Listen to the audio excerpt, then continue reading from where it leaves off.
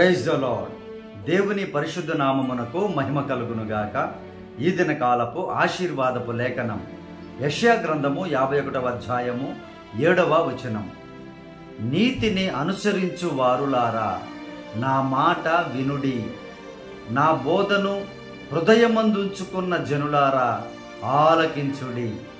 మనుష్యులు పెట్టు నిందకు భయపడకుడి, వారి దూషణ మాటలకు దిగులు పడకుడి.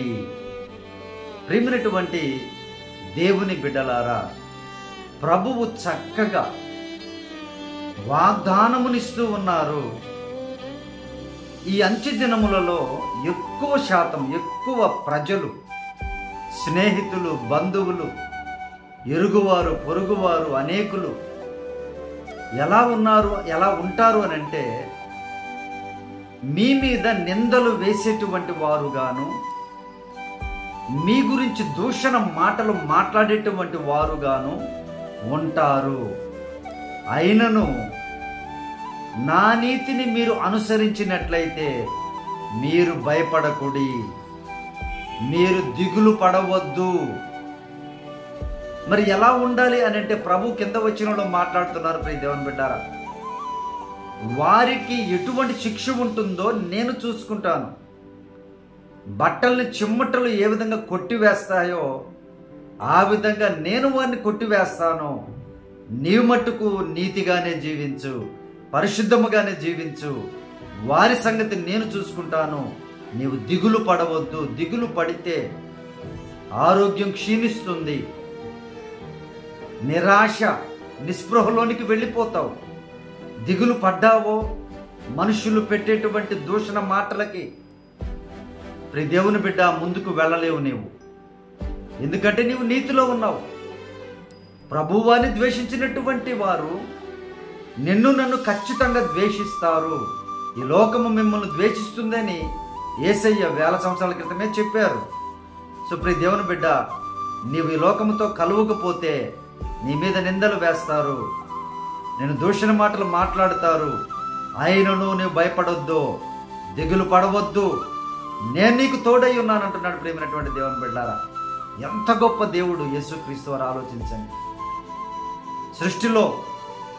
సృష్టి అంతము వరకు జరిగేటువంటి ప్రతి కార్యాన్ని ప్రభువారు పరిశుద్ధ గ్రంథములో పరిశుద్ధాత్మ ద్వారా నీ కొరకు నా కొరకు లిఖించి ఉంచారు. ప్రియ దేవుని బిడ్డారా, ఇలా జరుగుతాయి. ఈరోజు చూడండి, ఛానల్స్లో, సోషల్ మీడియాలో ఒకరి మీద ఒకరు నిందలు, దూషణ మాటలు, తప్పుడు మాటలు, చెడ్డ మాటలు.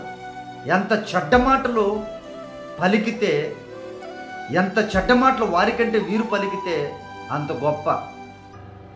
ప్రజలు కూడా మంచి మాటలు వినరు, ఈ చెడ్డ మాటలనే బాగా శ్రద్ధగా వింటారు. ఈ దూషణ మాటలనే బాగా శ్రద్ధగా వింటారు. ఈ నిందలనే బాగా శ్రద్ధగా వింటారు.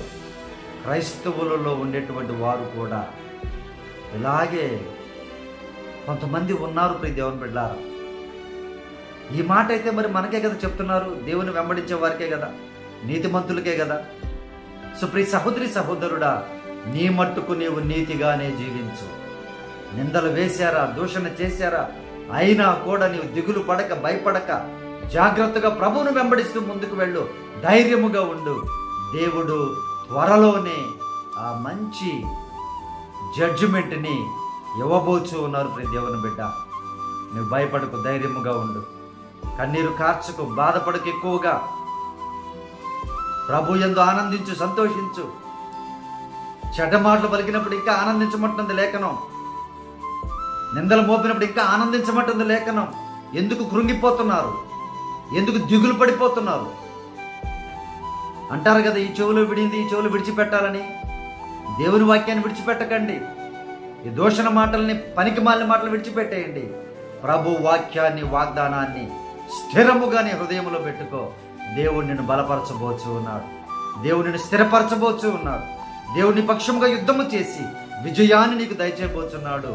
నీతిమంతులారా, నీతిని అనుసరించు వారులారా, ఆయన మాటను హృదయమందు భద్రపరుచుకున్న వారులారా, భయపడకండి, ధైర్యముగా ఉండండి అని ప్రభు వాగ్దానం ఇస్తున్నారు. ప్రియ దేవుని బిడ్డారా, దేవుడి వాక్యము, ఈ వాగ్దానము నీ జీవితంలో ధైర్యాన్ని, శక్తిని, బలమును, ముందుకు వెళ్ళేటువంటి శ్రద్ధను దయచేయులాగున ప్రార్థన.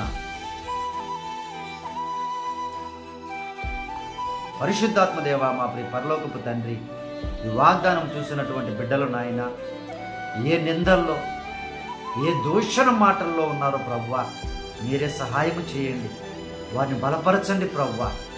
ఈ వాగ్దానం ద్వారా బలపరచండి నాయన, స్థిరపరచండి ప్రభువా. తిరిగి లేవనెత్తండి నాయన, తిరిగి వారిని నడిపించండి ప్రభువా.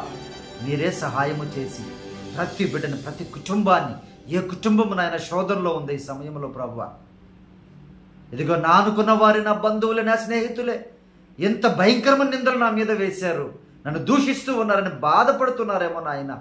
మీరే మీ బిడ్డలను నాయన బలపరిచి, స్థిరపరిచి, నీతిమంతులుగా, ఇంకా పరిశుద్ధులుగా, ఇంకా అతి పరిశుద్ధులుగా బిడ్డలను చేసి ఆశీర్వదించి బలపరచమని ఈ దినకాలపు దీవెనలతో, ఈ వాగ్దానపు దీవెనలతో చూస్తున్న ప్రతి బిడ్డను ఆశీర్వదించమని, ఓదార్చమని, బలపరచమని నజరేయుడైన యేసయ్య నామమున ప్రార్థించి అడిగి వేడుకొనుచున్నాము తండ్రి. ఆమేన్.